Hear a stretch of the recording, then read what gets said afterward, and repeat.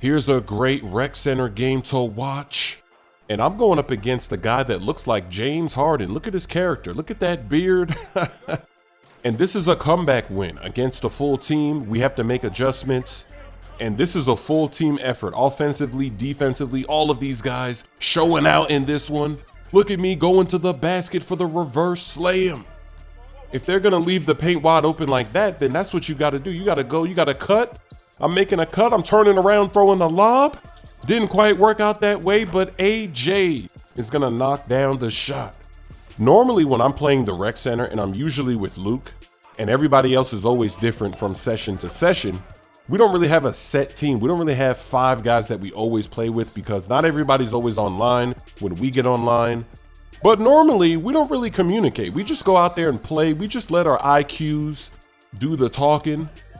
And yeah, sometimes we make mistakes defensively because we're not communicating, but we pretty much figure it out. We get things done. But in this game, and what a lob pass from Luke for that poster. But in this game, this full team, they're playing a zone defense, a 2-3 zone. They're being very aggressive. They're also cherry picking like crazy.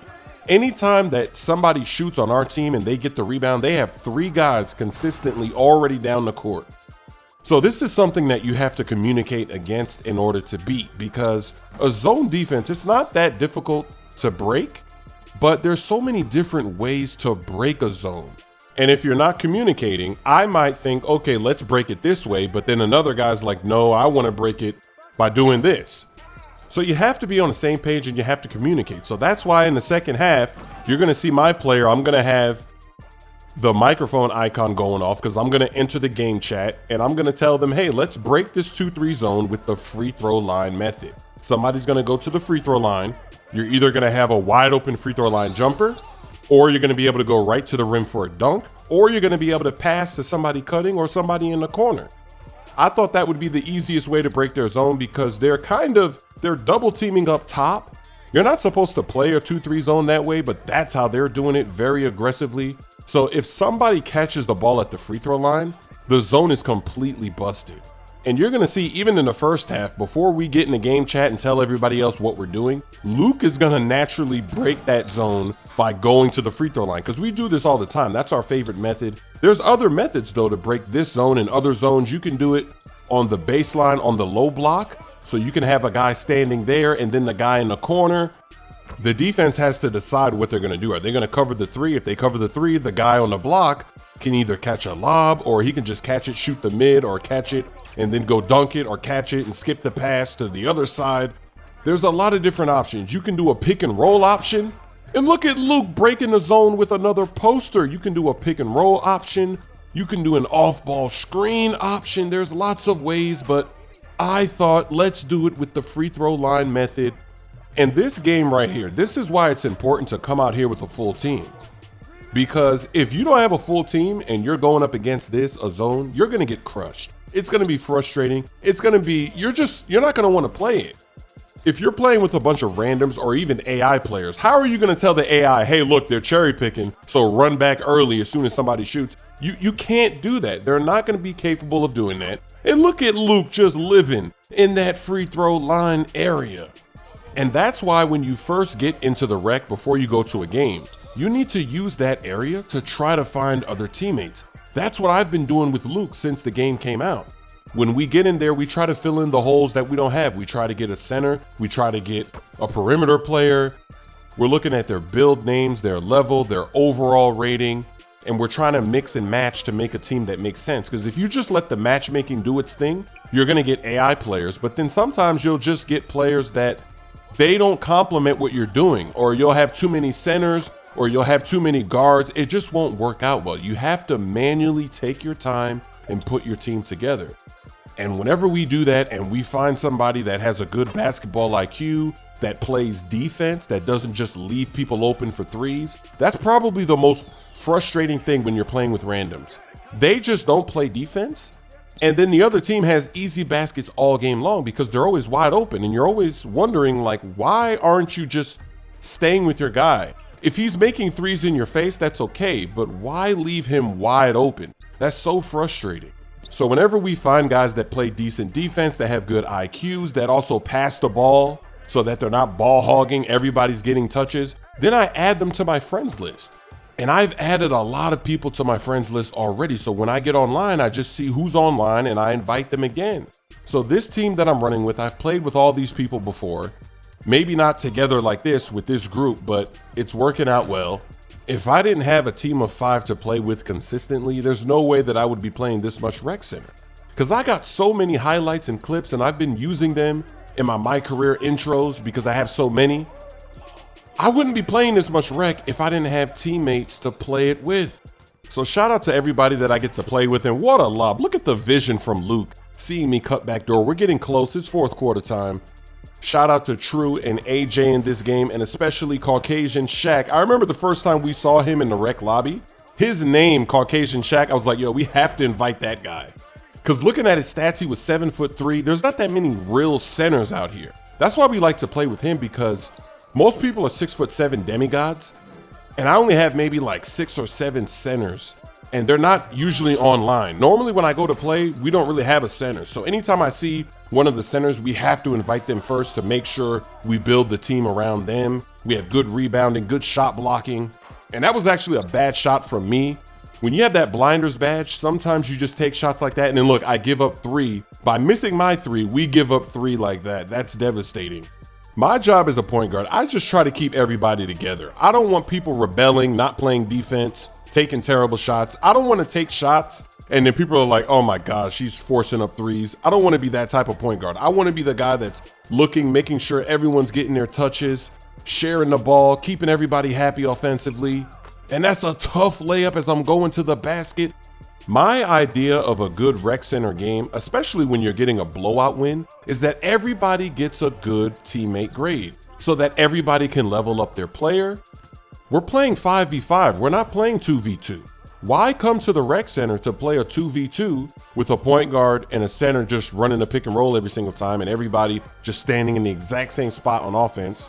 Why play like that when you could just go play the part to play a 2v2? Why play 5v5 to play 2v2? So in a 5v5, I want everybody touching the ball. I want everybody getting a good teammate grade.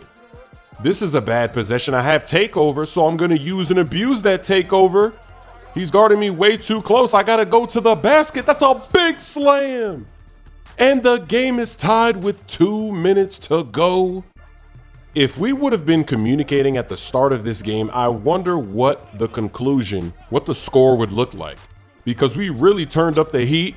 And we're really doing a good job defensively, offensively. I mean, look at all of these rotations. They're hesitating to shoot.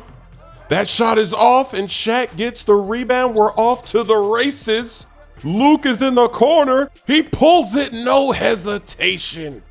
We've got a lead, but then they're gonna score again, and this is crazy. I can't believe what happens here. I drop him in the clutch. Is this the dagger? Splash! Oh, they did me dirty, and we couldn't get the offensive rebound, and they're gonna bang a 3 in the corner to take the lead. Wow, how did I miss that shot? That was deflating. Everybody else couldn't believe it, because normally when I drop somebody, I score.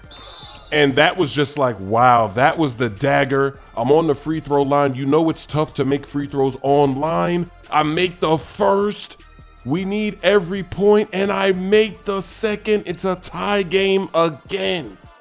We need a stop. I get picked, but check out the defense. Check out the help. I'm there. Oh no, they get the rebound though. The 3 in the corner is denied. They're gonna go for 2. We're okay with that. We don't want 3s. The 3s are deflating, especially after an offensive rebound. 2-point game. Double screen up top. Luke is cutting to the basket. He pump fakes, it works, and we tie the game again. This is a big possession. They force up a shot. That was not the look they wanted. We have timeouts, but we don't really need them. We don't want to have to inbound the ball. It gets stolen, and we want to make sure this is the last shot. This is the game winner, going to the basket. Got him in the air, stepping it back from mid, but it's off. Wow, so we're going to overtime. That's the shot we wanted. We didn't want to shoot early, because we don't want them to have a chance to win in regulation. We want to make sure that it's either we win or they don't win and we go to OT. And look at this, they're doing us dirty again, but True is gonna make it splash with the second chance. Then on the other end, can we clamp them up? Can we get a stop? Yes, we can, because Caucasian Shaq with another big time block. He's playing great defense. Everybody's playing great defense. This is a big possession. If we can get a score here, and I'm running the free throw line offense. Look, I'm wide open and 2K does me dirty again. How did I miss that shot? But Shaq is on the glass. He's cleaning up that mess. 5-point lead at that point, but there's a lot of time left.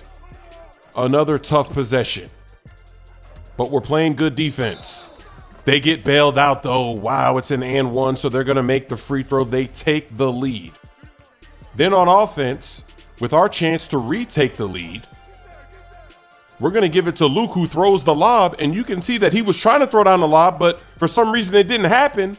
So then he was stuck in the paint. He had to pass it. Look, my player gets stuck. I can't turn that way. I can't contest the three. So they take a 4-point lead. Wow, we're choking.